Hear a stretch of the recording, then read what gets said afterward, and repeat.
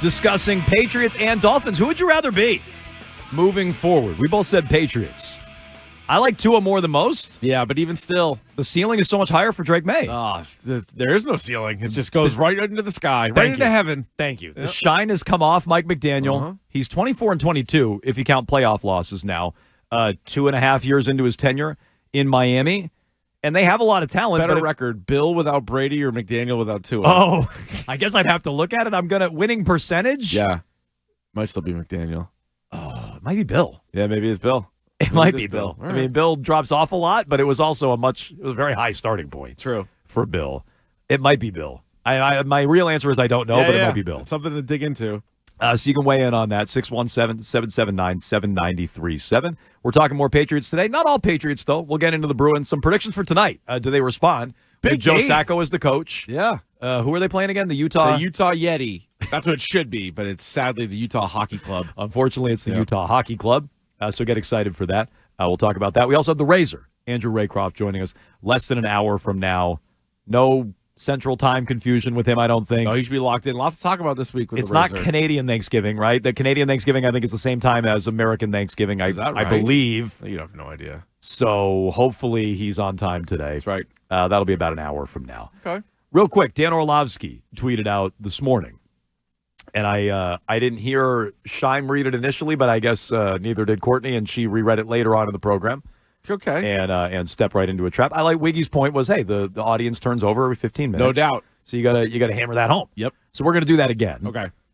Dan Orlovsky tweeted out this morning, Drake May has been, all caps, way more precise than I expected. Well, we know that, actually. You didn't want to play him. You didn't want to play him at all this year. The most true thing you said. Way more than you expected. Oh, he's better than you thought? Yeah, right? Wow, weird. He's the only qualified quarterback who's been off target on less than 10% of his throws this season. This is the stat we read yesterday from Mike Reese. He had 2 misses on 64 throws in his last 2 games. Snipering. Fire emojis. Snipering. Yeah, he's been awesome. And there's also Dan Orlovsky. It's not Michael Winslow from the Police Academy. I know that can be very confusing. Dan Orlovsky. Think about how good Drake May's stats would be if he had guys who could catch.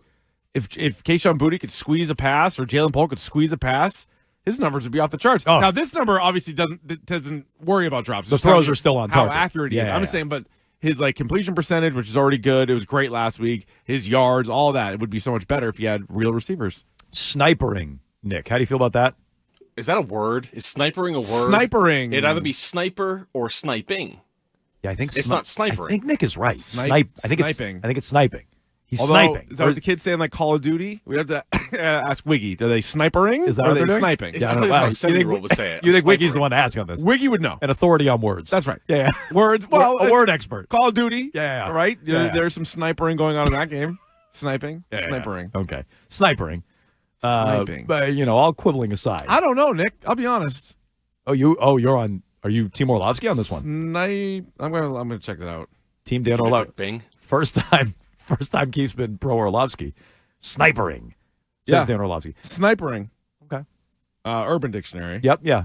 Says when 2 people participate in an attack where they sneak up behind an unsuspecting victim. I was very worried about where that was going. And one person holds the victim's arms while the other blah blah blah blah. Oop, look out. Blah blah blah blah blah. Yeah. Oh, yeah, I can read this. Okay. When it's not a sex act. No, it's not. I had to stop. I was like, wait. I was like, this could really turn on us. No, snipering.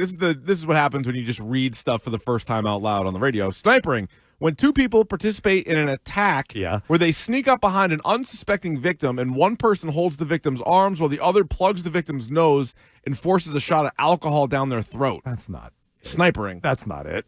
That's what it says. Well, so that's what Orlovsky's talking about. Used it incorrectly. That's true. Yeah, I don't think that's what he meant. 617-779-7937. We played Sean McVay earlier in the week. Very complimentary. Loves him. Of Drake May. How about Mike McDaniel? I'm not going to make anybody else do what I did yesterday and listen to 20-plus minutes of Mike McDaniel stammering and just the highlights, trying to crack unfunny jokes. I'm not going to subject you to 20 minutes of that. Oh, it kind of sounds like you. I'm subjected to 4 hours of it every day, Jones. Touché. This is what Mike McDaniel had to say yesterday about Drake May. I saw a true quarterback who has the ability to I don't know, gain the confidence of his teammates and lead and orchestrate an offense. I saw a guy that can make plays in a multitude of ways.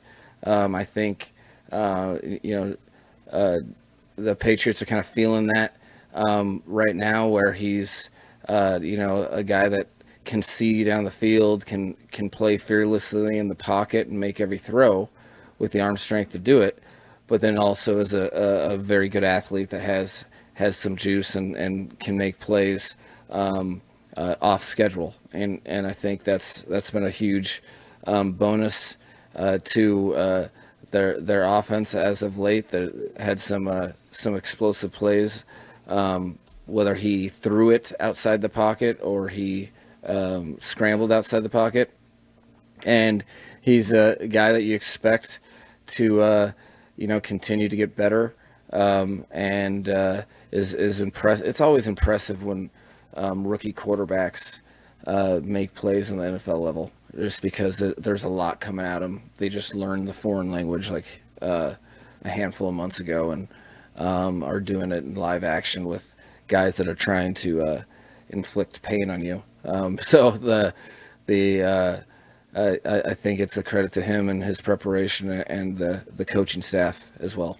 It's a man who commands a room. I don't see how that guy could possibly lose his locker room. I didn't know he was such an guy, 'cause I've heard him before. 20 minutes of that. Well, now I know why it's 20 minutes. 22. Well, it's really 12 minutes, but then it's ums and ahs for 10. That the whole time. I couldn't believe that.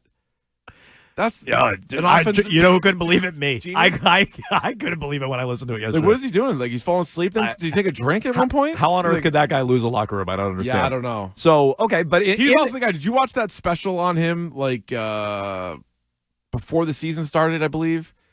Where maybe it's just like a Sports Center special. It wasn't like a 30 for 30 or anything, but it was like a profile piece on Mike McDaniel. He's one of these guys, and I don't know if this helps. Maybe there are people out there in the world that do this, and it does help. He's up at like 2 a.m. or 3 a.m. He's got like a Mark Wahlberg schedule. I was just going to say that. He's a Wahlberg? Yeah, so he drives in. It's pitch black at night. Yeah. First guy in there. Then he's like going through all his like trapper keepers. Do you believe that's what he does? Or did maybe he just do the it camera for was the there cameras? that day. Yeah. Maybe. But like, what a reckless lifestyle. Like, I would get in there at like 3 a.m. It's like, why? You do need sleep at some point. Oh, sleep's overrated. Yeah, you need some sleep. You need some sleep. Trust me, as somebody that gets it every other night, I know what we're really talking about right now. We're no longer talking about Mike McDaniel. No. I know what we're talking about. No, this is very close to home. This is in my home. I just want to sleep. That's all I want to do. I can't. So in there though were some compliments for Drake May. He's high on Drake May. Sean McVay is high on McVay and on May rather. And here's what I would say. That's 2 weeks in a row. Guys that are deemed offensive guru, quarterback guru types are giving high praise to Drake May. That's all I would say. 100%. I think everybody around the league is seeing it. I know Bill Belichick might go the other way at times, and some of the people that are anti-Drake May are going to be a little bit more dug in on it. Like, that's just the nature of it.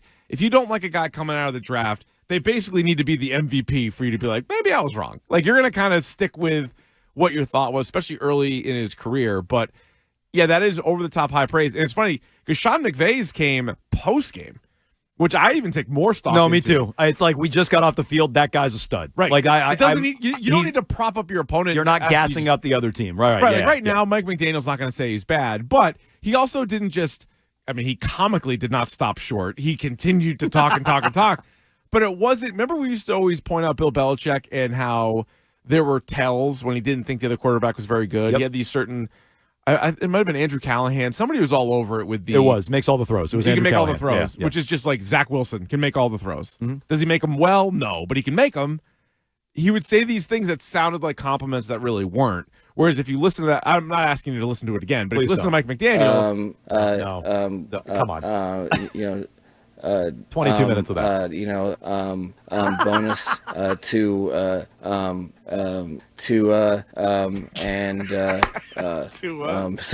Is this the whole press conference or just that answer? I think that was one answer. There were 17 instances of ums not attached to words. I can't. So in a minute and 35 seconds. You know what? I would not replace Gerard Mayo with that guy. Actually, I take that back. But he did allude to the fact that how important it is for a quarterback to lead the team, right? Sort of a simple thing, but he's not just sticking to. You could talk about Drake May complimentary and not really even believe it. You go, the guy can run. Yeah, he ran for 95 yards in the Tennessee game. So you can be like, he can beat you with his feet.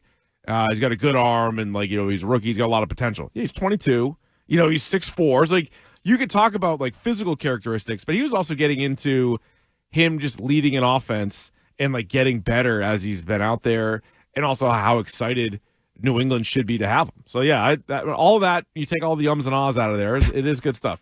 Do you think Jalen Waddle, and this is where I really wanted to go, we got sidetracked with McDaniel sucking all the air out of the room. Yeah.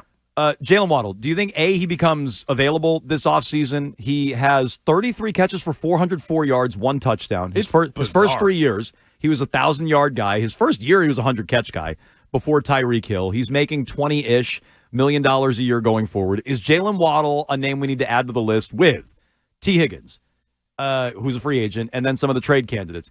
Deebo Samuel, DK Metcalf, Jalen Waddle. Is he on that list? So unlike T. Higgins, he does have his money. He got a massive contract, so they paid both Tyreek Hill and Jalen Waddle. And this will be one, I think, only if he kind of gets pissed about the ball getting his way, which this year he is on pace for career lows across the board. Yeah. Catches, touchdowns, yards, all of it. It is amazing. His second year in the league, 1,300 yards. He had 8 touchdowns, and he averaged over 18 yards a catch. The guy was a big play machine. And now this year, and only part of it is the quarterback. Did Tua miss 4 full games, I think? Something like that, yeah. So, Tua's been out there for more than half the games. And, yeah, he's been bad. But, so I think what you have to look to is he going to kind of shoot his way out of town? 4 games is right. And if he does, it goes back to the thing, does Miami want to trade him in the division? They should just get the best thing for him. But it might be, if Waddle's truly available, there'll be a few teams calling, and they might just ship him to the NFC. That might be the bigger hurdle. Yep. Fair. 617-779-7937. How do they get a wide receiver for Drake May? Could Waddle be on that list with Deebo and T. Higgins and DK Metcalf, and there's more? Would you rather have him go that route or draft a wide receiver for Drake May? That's something that we've discussed, along with all the high compliments. Sean McVay, Mike McDaniel, and, of course, Dan Orlovsky, now very complimentary of Drake May